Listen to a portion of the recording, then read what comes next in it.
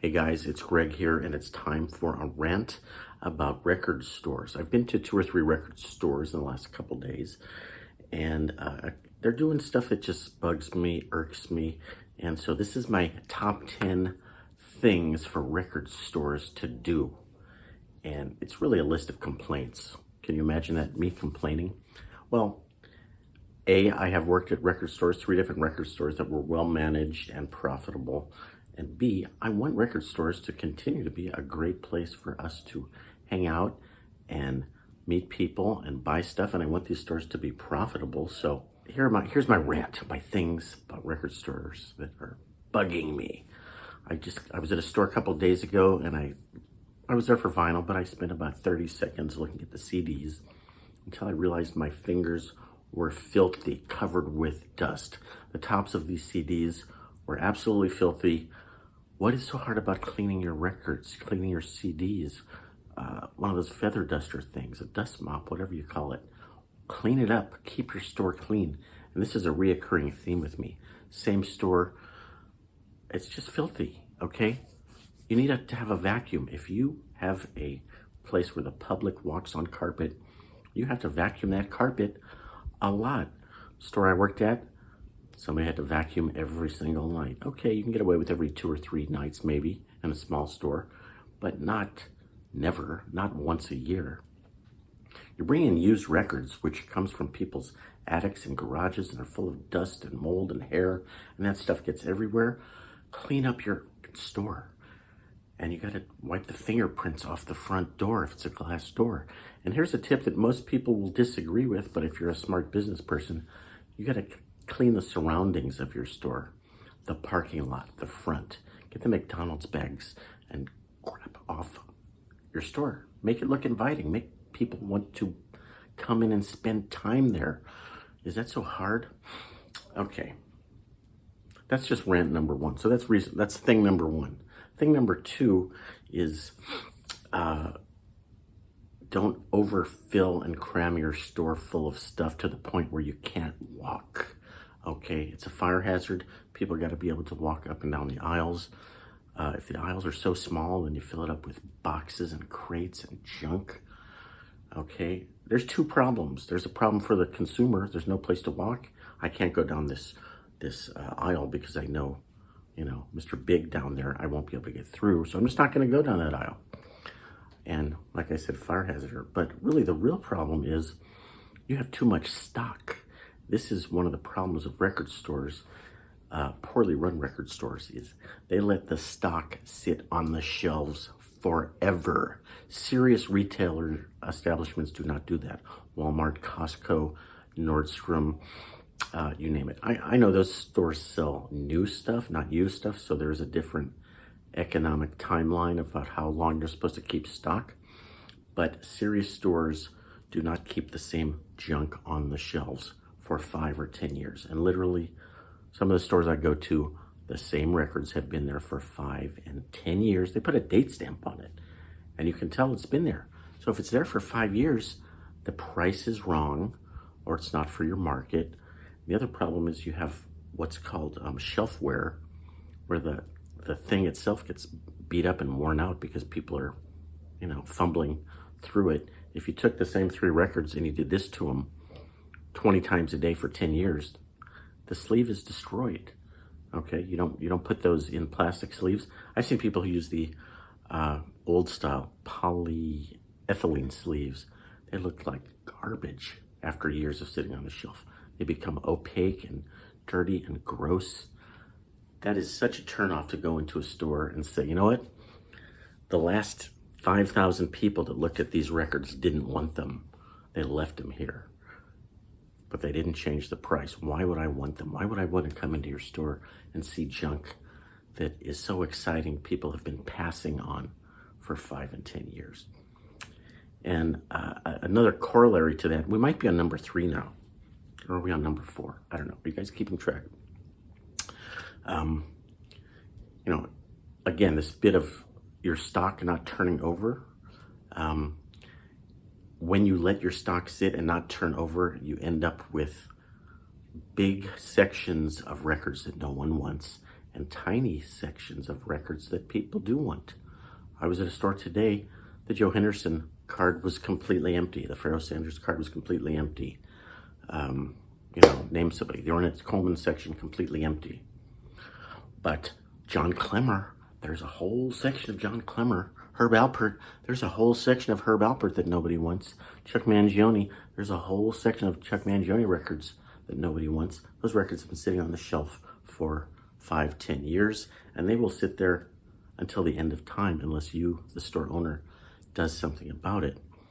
If you think the way to be successful is, I'm going to fill up my shelves with stuff that I know no one wants, but I'm not going to have very much stuff that people do want. Does that sound like a winning business model to you? Well, what do I do with this stuff? Nobody wants it. Nobody wants it.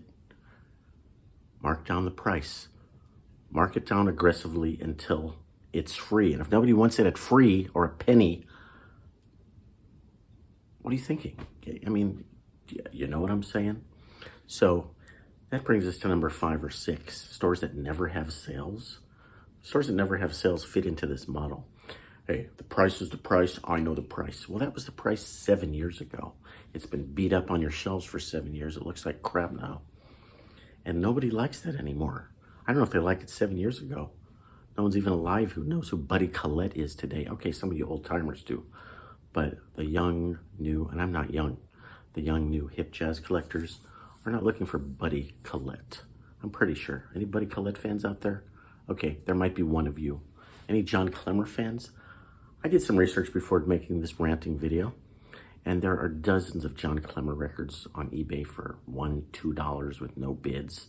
Okay, I'm not disparaging John Clemmer's talent. I'm talking about the saleability of records that sold a lot of copies, and then people decided, I don't really like jazz, and they got rid of them. John Clemmer, Kenny G, of course, the store I was at the other day, I came home and my shirt was full of little bits of junk and I was sneezing. And there's people in my family that say, we're not going to that store with you. It's filthy. So you're losing business because I can't go there with my family. I only have to go there when I'm alone. You guys know what I'm talking about if you're in SoCal. Okay, couple more rants. Taking care of your customers as in being nice to them. How hard is it to be nice to your customers, really? All of these tips are true for all retail establishments, but record store people, I guess they need a lesson, okay? I'm here about the music, man. I don't care about making money, okay, until you go bankrupt. What does being nice to your customers mean? Well, there's a store that I've been going to here for 25 years. The owner is there every time I'm there. He's never said hi to me. He doesn't know my name. I do not know his name. He doesn't know what kind of music I like. Okay? Versus the new store that just opened up here, not too far from me. The owner's, hey, how you doing? Great to see ya. Hey, Greg, he knows my name. I know his name. He knows what kind of music I like. Because when you go up to the counter, it's like, oh yeah, this is cool, yeah. All right, yeah, you got the new blah, blah, blah. Interact with your customers. Act like you like them. If you don't like them, you're in the wrong business, okay? Such stuff is so obvious, and yet record stores, they like to treat some of them. There's really cool stores, and there's stores that are just mediocre. Anyway, you get the idea. Okay, what else is next on the list? There's something else on the list. What is it? What is that thing that's on the list? Hold on. Okay, rant about record stores number 6 or 7, now playing. That is such an important sales and marketing tool. What is now playing, now spinning? There are stores that do not tell you, they do not have a little display, now playing. You got to go up and ask them, and when you ask them, they look at you like you're bothering them. Hey, I like this record. I might want to buy it. Okay, well, it's blah, blah, blah. You're interrupting what I'm doing here, which is nothing. But, okay, I'll tell you what it is. Oh, do you have it in stock? No, I don't have it in stock. So that's a corollary to this rule. If you're playing something and you don't have it in stock and you're not willing to sell it, what are you in business for? I don't get it, okay? Now, if you want to play your favorite record on a Tuesday morning when nobody's in the store, but I go in on a Saturday afternoon, this is cool. What is it? Oh yeah, it's my private copy. You can't have it. Okay, I'll go buy it on the internet. If that's what you want, if that's what you're in business for, that's your choice. But I don't get what you stores are up to half the time. Have a now playing section, a now playing, now spinning. The store I go to here, they don't even play LPs in the store. They only play CDs, but they're really known as an LP store. And the only time I've seen them play LPs is when they apologized their CD player wasn't working, or they want to test somebody's record. Hey, you're rocking to this song, but we're going to play this record to see how scratched up it is. 30 seconds. Wow. Okay. Is it too hard to ask for you to organize the records alphabetically? Now, there's a store around here that for the longest time did not have country or classical organized alphabetically. Okay, those are not the most popular categories, but you got employees standing around. How hard would it be to say, okay, I'm going to do 20 records today, 20 records the next day. In 1 week, I will have the entire classical and the entire country section alphabetized. I know you guys know the alphabet because you have cards with letters on them, okay? Just organize them. What is so hard? And I actually called them out on that. They said, well, no, nobody buys classical, so why should we bother? And literally, they'll have a $30 brand new pressing of a classical record that starts with M in the middle of the stack next to a $2 Beethoven. Like, not only do they not alphabetize, they mix new and used, which is silly, okay? You guys are silly. Okay, the last thing is kind of esoteric, but it's stores that do not engage with their local community. What does that mean? Are you an island amongst and unto yourself? Are you part of a music community, a vibrant music community that has musicians who maybe want to come and do an in-store appearance or a little music concert? That is one of my coolest memories of record stores, is going there for an in-store concert. And here we have Amoeba that does it all the time, but little record stores do it too. They might just have a signing event, an in-store record release party, or an autograph signing event, or live music. There are so many ways that you can tie music to your local community. The store down the street here does a thing with a comic book store that's down the street. Hey, we have synergy between us, collectors and weirdo nerds who collect dusty old junk, comic books, record stores, sci-fi. Why not help each other? And they do. They say, hey, guys, we're doing an event with this store. We're going to cooperate, collaborate. We're going to put their posters in our store, put our posters in their store, or working with hi-fi stores and events. So, like, if you're just completely not paying attention to the community around you,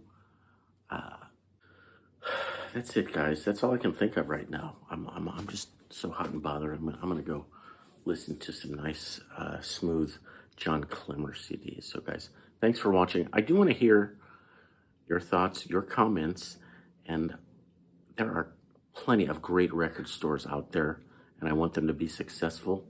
And not all stores do these things. That it's a small minority that are kind of crappy, but how are they going to stay in business in a tight economy if they're not doing good stuff? All right, that's enough ranting today, guys. I gotta go take a deep breath. Thanks.